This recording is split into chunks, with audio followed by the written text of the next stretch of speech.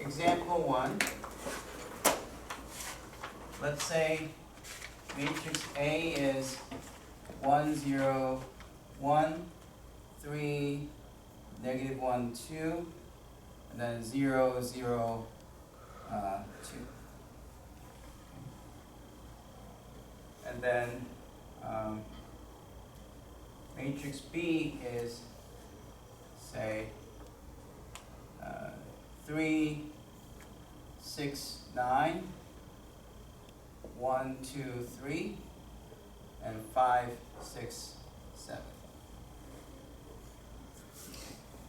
Question is, compute determinant of A, determinant of B, and determinant of AB.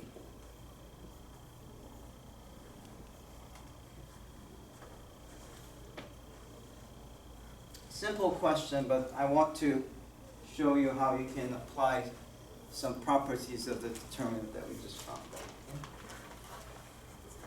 All right.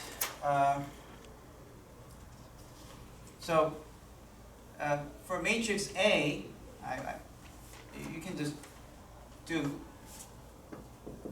row operations as before, but I think it's better to do this, right? Because that has the most zeros. So choose a row that has the most zeros. Plus, minus, plus, minus, plus, minus, plus, minus, plus. So this is a plus one. So if you do a row expansion with the last row, these don't count, but 2 will have a plus in front because of the checkerboard of signs. And then you do 1, 0, 3, negative 1, which is 2 times negative 1 minus 0, so it'll be negative 2.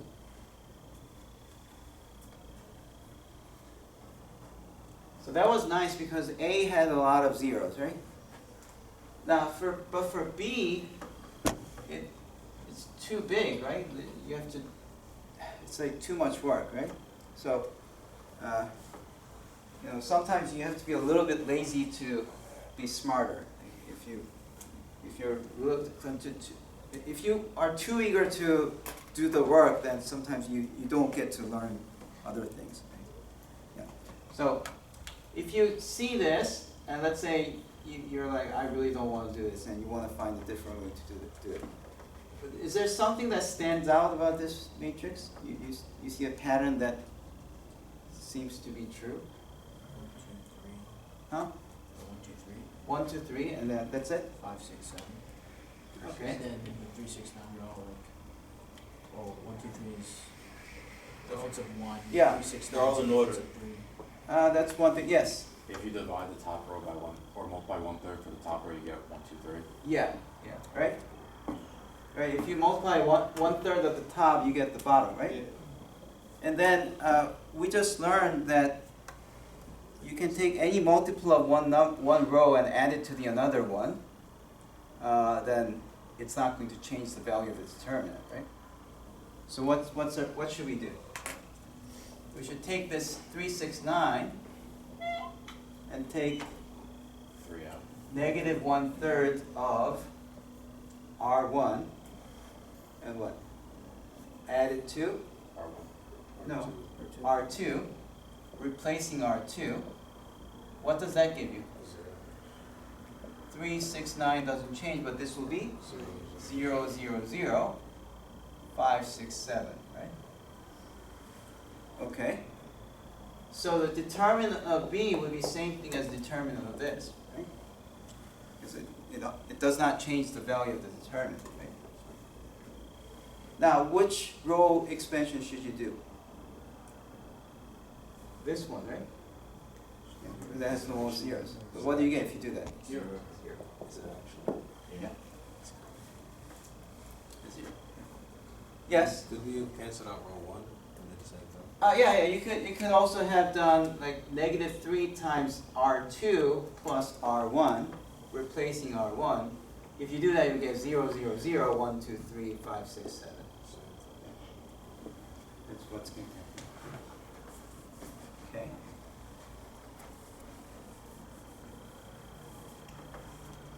All right. So our answer to B is that it's 0.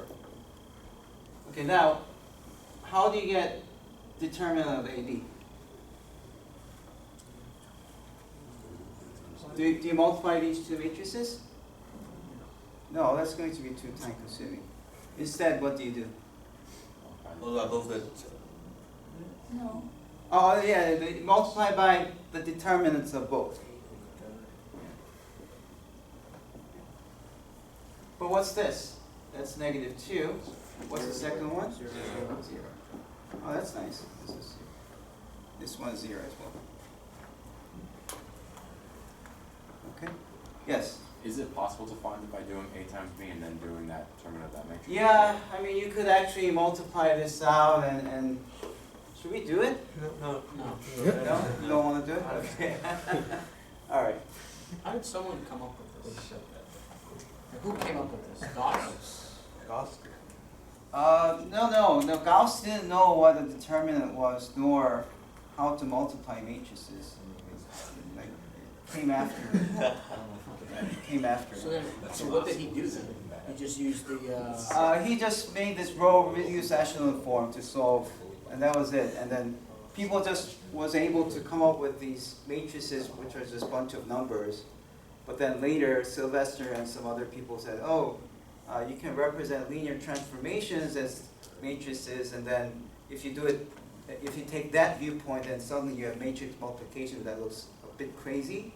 But then there are all these things like determinants, you can have inverse of a matrix, and all kinds of nice things happen after that. And then it becomes really powerful, because once you have things like that, then you can save time doing calculations. Imagine that you're doing engineering with math, and somehow instead of doing this, you can just do it the other way because of nice properties. That's how math works.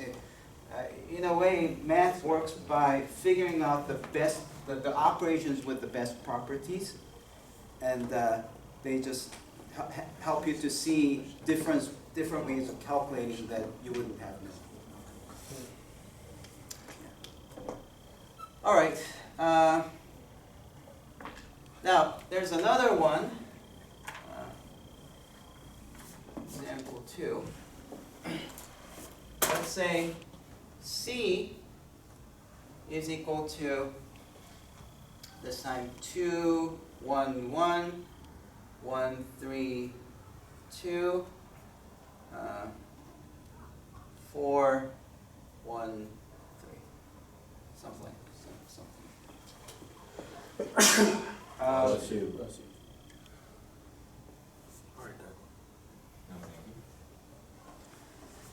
Yeah, so question is, for this one, question is, and we still have the same A and B, okay? So, question, compute the determinant of C, okay? And then determinant of A, C, right? Or, okay, A inverse C, how's that? A inverse C, and A inverse C A to the 10th power. Okay. Something crazy.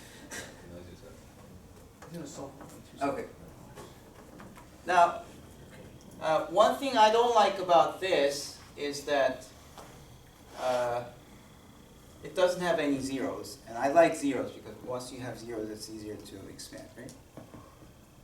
So you don't have to do this. You can just calculate as it is, but I just want to take negative twice of R1 and add it to R3, replacing R3.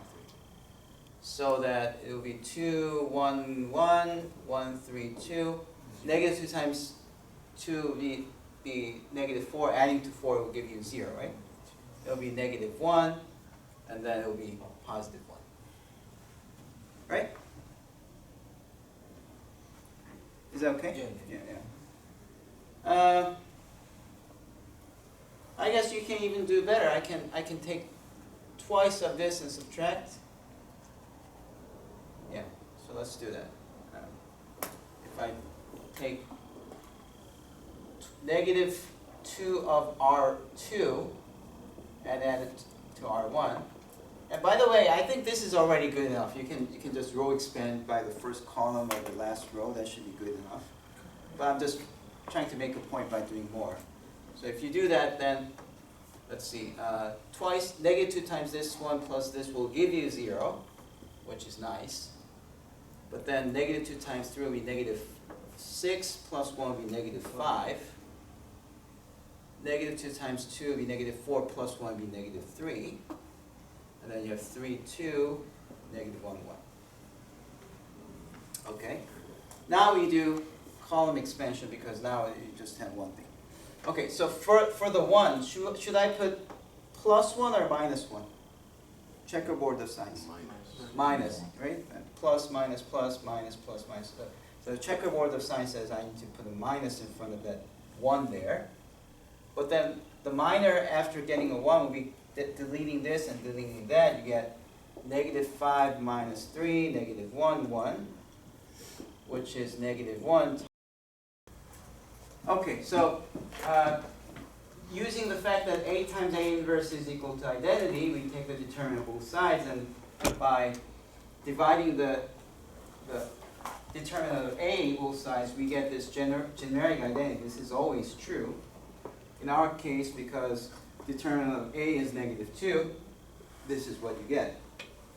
Therefore, the answer to the second part, A inverse C, it will be, what is it? Determinant of A inverse times determinant of C. This is negative 1/2, and determinant of C is positive 8. Yeah, it will be negative.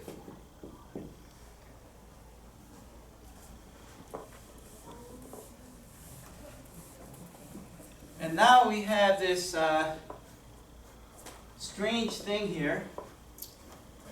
A inverse CA to the 10th power. So that looks ridiculous, right? So how do you get the determinant of that? Now, this thing has a name. This is called, this thing inside has a name. Whenever you have one matrix and you multiply by one matrix, another matrix and its inverse, or vice versa, you might have either negative 1 here or negative 1 there, it doesn't matter. If you have such a thing, it's called a conjugate. So you would say C is being conjugated by A, or A inverse in this case. This will be, so if you have C being conjugated by A, this is what they call conjugated by A. But then if you replace A by A inverse, then this thing inside will be C conjugated by A inverse. Yes? Are you safe to assume that since A is multiplied by the inverse, it just becomes 1? Or no? Eventually it's what's going to happen. But I want to point out something more about this. Now, you could just carry on the calculation without not minding the conjugate at all, but I do want to show you some nice thing about the conjugate. See, conjugate, if you write them out explicitly, then you can see that a lot of the things inside can cancel out and you can simplify the conjugate. So if you write out what this means, it means A inverse C, A is being repeated 10 times, right?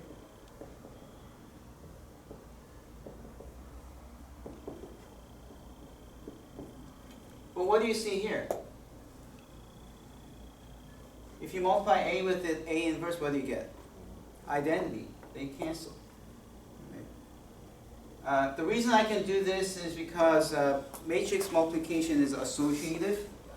So it doesn't matter if you do this first or that first, or you can just do this first before other things. Okay?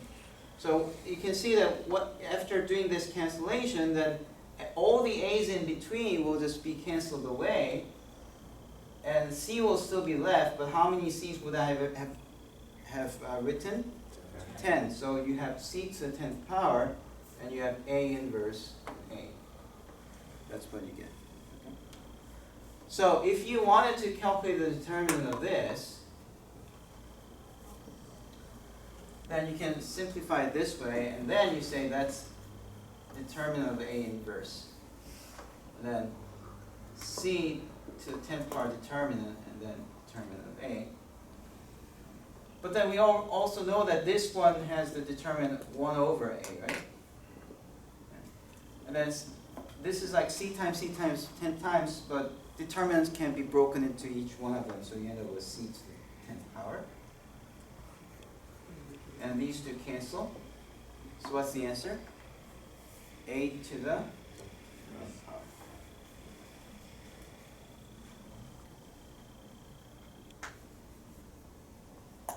So you're going to have similar questions on the homework.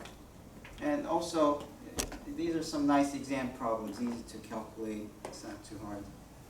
Yeah, it makes sense. Yes? So if we see a conjugate, we have three matrices and there's a conjugate in it, is it safe to assume that the oddball out is just gonna be the answer? Oddball. So like we have. Oh, yeah, I mean, if it's a determinant of this, then in general what's happening is that if you have P, A, P inverse to any nth power, and you take the determinant, this will be A to the nth power, determinant of A to the nth power. That's what's going to happen. So now what if we have like the inverse of A times C times B? It would just be like a messy calculation. To the 10, obviously. I'm sorry? So like, let's say we have like we use, Yeah. well not B that equals 0, because obviously that everything that equals 0, but Yeah. let's say matrix B equals like 3 or something, and we were going to do the inverse of A. Right, okay, so So try doing this one. What would be the C inverse to the 8th power determinant? What would this be?